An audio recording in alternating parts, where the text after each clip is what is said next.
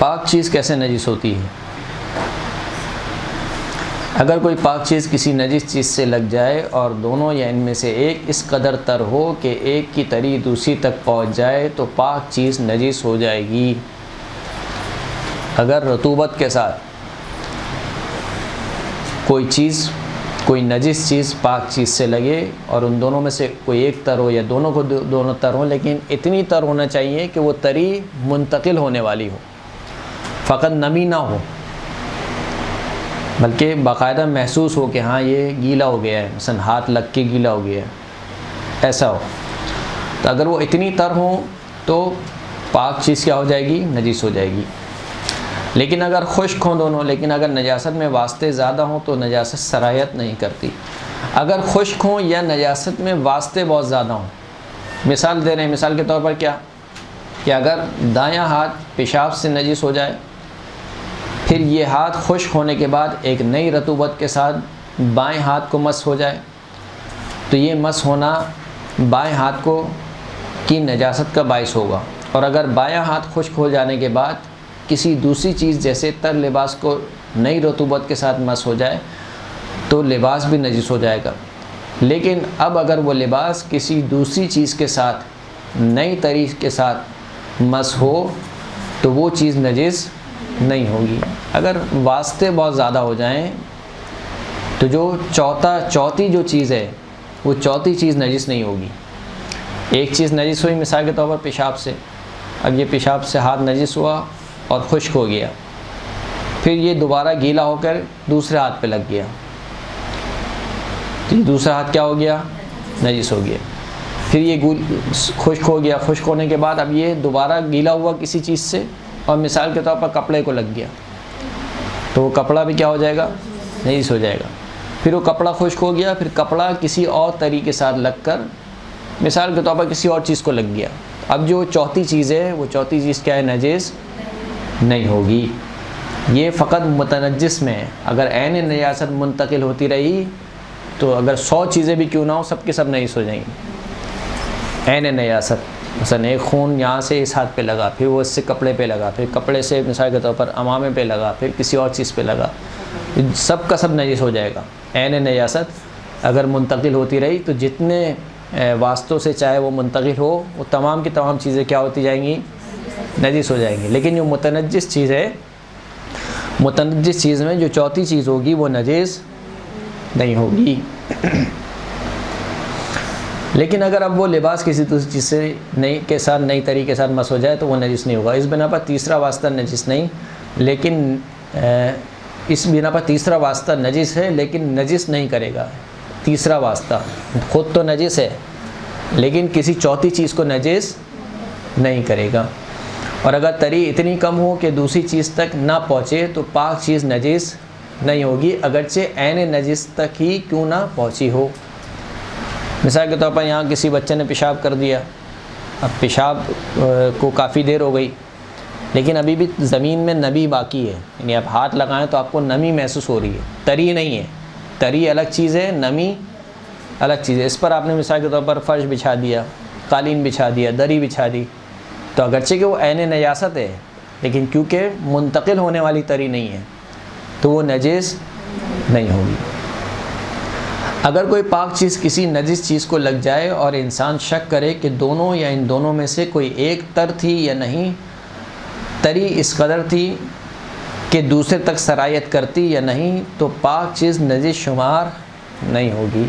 شک ہو آپ کو کہ آیا میرا ہاتھ جو لگا تھا اس وقت گیلا تھا، نجاست گیلی تھی، یا میرا ہاتھ گیلا تھا یا نہیں تھا، یا شک ہو کہ اتنا گیلا تھا کہ تری منتقل ہوئی یا نہیں ہوئی، شک کی بنیاد پر نجس نہیں، اگرچہ کہ آپ کو معلوم ہے کہ ملاقات ہوئی ہے، نجاست سے لگا ہے، لیکن یہ نہیں معلوم، شک ہے آپ کو کہ شاید ان دونوں میں سے کوئی ایک چیز تر تھی، گیلی تھی، یا گیلی تو تھی لیکن اس میں شک ہو رہا ہے کہ آیا اتنی گیلی تھی کہ رطوبت سرایت کرنے والی تھی یا نہیں تھی، تو اس صورت میں نجس نہیں ہوگا۔ ایسی دو چیزیں جن کے بارے میں انسان کو علم نہ ہو کہ ان میں سے کون سی پاک ہے اور کون سی نجس، اگر ایک پاک چیز تری کے ساتھ ان میں سے کسی ایک چیز کو چھو جائے تو اس سے پرہیز کرنا ضروری نہیں ہے، لیکن اگر دونوں سے چھو جائے تو کیا ہوگا؟ دونوں سے پرہیز کرنا ضروری ہو جائے گا۔ مسئلہ سمجھ میں آیا نہیں آیا؟ اوپر سے گزر گیا۔ دو میں سے ایک چیز آپ کو یقین ہے کہ نجس ہے، لیکن یہ نہیں معلوم کہ کون سی نجس ہے، درست؟ اب ایک چیز تری کے ساتھ ان میں سے کسی ایک چیز سے لگ جاتی ہے، مثلا آپ کا ہاتھ گیلا ہے اور دو کپڑوں میں سے ایک کپڑا آپ کو یقین ہے کہ نجس ہے، دو میں سے ایک، آپ کا گیلا ہاتھ کسی ایک سے ٹکرا جائے، دونوں سے نہیں کسی ایک سے، تو یہ ہاتھ نجس نہیں ہوگا، یہ ہاتھ نجس نہیں ہوگا، لیکن اگر دونوں سے ٹکرا گیا تو نجس ہو جائے گا، کیونکہ آپ کو یقین ہے کہ دونوں میں سے ایک کیا ہے؟ نجس ہے۔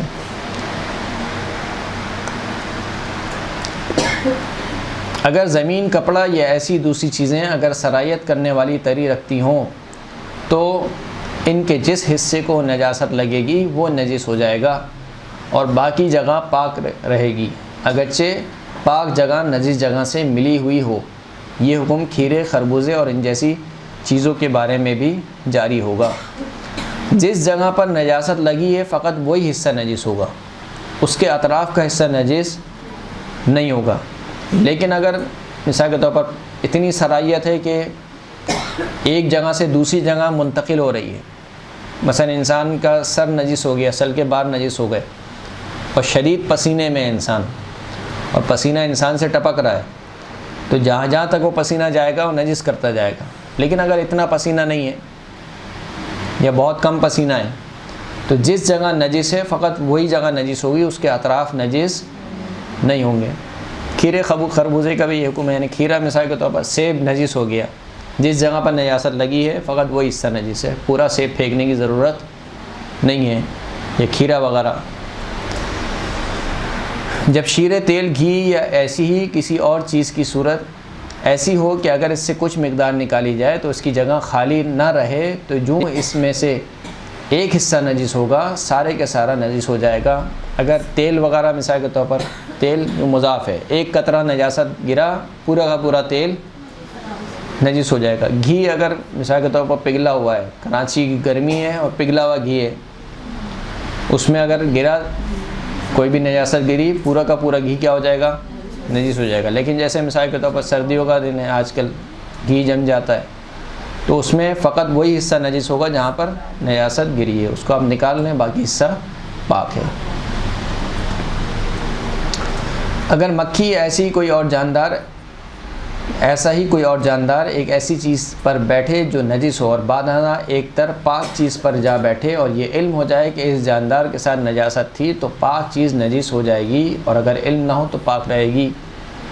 آپ واش روم کرنے بیٹھے، مثال کے طور پر مکھیاں بنبنا رہی ہیں اور مکھیاں آپ کے اوپر ہی بیٹھ گئیں، اب شک ہو رہا ہے آپ کو کہ پتہ نہیں یہ نجس ہے، نجس نہیں ہے، نجاست میں بیٹھی ہے، نہیں بیٹھی ہے، تو اگر آپ کو یقین ہے کہ یہ اپنے ساتھ نجاست کو لے کر آئی ہے تو وہ چیز کیا ہو جائے گی؟ نجس ہو جائے گی، آپ کو جہاں پر وہ بیٹھے گی نجس ہو جائے گا۔ لیکن اگر آپ کو شک ہے، خالی یقین نہیں ہے، تو وہ چیز نجس نہیں ہوگی۔ اگر بدن کے کسی حصے پر پسینہ ہو اور وہ حصہ نجس ہو جائے اور پھر پسینہ بہہ کر بدن کے دوسرے حصوں تک چلا جائے تو جہاں تک پسینہ بہے گا بدن کے وہ حصے نجس ہو جائیں گے، لیکن اگر پسینہ آگے نہ بہے تو باقی بدن پاک رہے گا۔ جو بلغم ناک یا گلے سے خارج ہو، اگر اس میں خون ہو تو بلغم میں جہاں خون ہوگا نجس اور باقی حصہ پاک ہوگا، لہٰذا اگر یہ بلغم منہ یا ناک کے باہر لگ جائے تو بدن کے جس مقام کے بارے میں یقین ہو کہ نجس بلغم اس پر لگا ہے فقط وہی نجس ہوگا،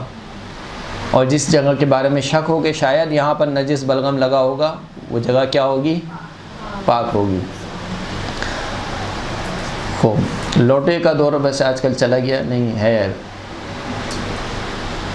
ایک ایسا لوٹا کہ جس کے پہننے میں سوراخ ہو اور وہ رکھ دیا آپ نے کسی نجس زمین پر یا کسی نجاست پر، اب اس سے پانی ٹپک رہا ہے اور ٹپک ٹپک کر وہ یا تو آگے بہہ رہا ہے، اگر وہ آگے بہہ رہا ہے تب تو صحیح ہے، لیکن اگر وہ آگے نہ بہے اور اسی لوٹے کے نیچے پانی جمع ہوئے اور اس طریقے سے جمع ہوئے کہ لوٹے کے اندر کا پانی اور باہر کا پانی ایک شمار ہو تو سارا کا سارا پانی کیا ہوگا؟ نجس ہو جائے گا، لوٹے کے اندر کا پانی بھی اور لوٹے کے باہر کا پانی بھی نجس ہو جائے گا۔ اگر کوئی چیز بدن میں داخل ہو کر نجاست سے جا ملے لیکن بدن سے باہر آنے پر نجاست آلود نہ ہو، جیسے کہ ہم نے مثال دی، سرنج آپ کو لگائی، صحیح ہے، خون سے لگی، لیکن جب باہر واپس نکالی تو اس پر خون کا کوئی قطرہ نہیں تھا، تو وہ چیز کیا ہے؟ پاک ہے۔ چنانچہ اگر انما کا سامان یا اس کا مقد میں داخل کیا جائے یا سوئی، چاقو یا کوئی اور ایسی چیز بدن میں چبھ جائے اور بدن باہر نکلنے پر نجاست سے آلودہ نہ ہو تو نجس نہیں ہے۔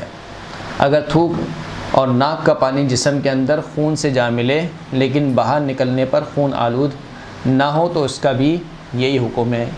آپ کی مثال کے طور پر دانتوں سے خون نکلا اور وہ خون تھوک سے مل گیا، اب جب وہ باہر آیا اگر اس کے اندر خون ہوگا تو نجس ہے، لیکن اگر خون اس طریقے سے مل گیا کہ بالکل گھل مل گیا اس کے اندر، اب وہ تھوک کہلا رہا ہے تو وہ نجس نہیں ہوگا اور دوسری چیز کو بھی نجس نہیں کرے گا۔ وآخر الدعوانا ان الحمد للہ رب العالمین۔